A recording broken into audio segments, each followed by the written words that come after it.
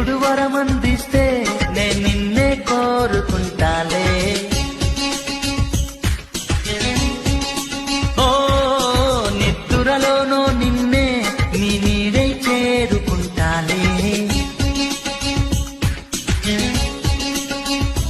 ఓ కాశ్మీరులో కనబడుతుందా నీ నడకల్లో నీ అందం, తాజ్ మహల్ కైనా ఉందా నీ నగవుల్లో నీ చందం, నా ఊపిరి చిరునామా నువ్వే.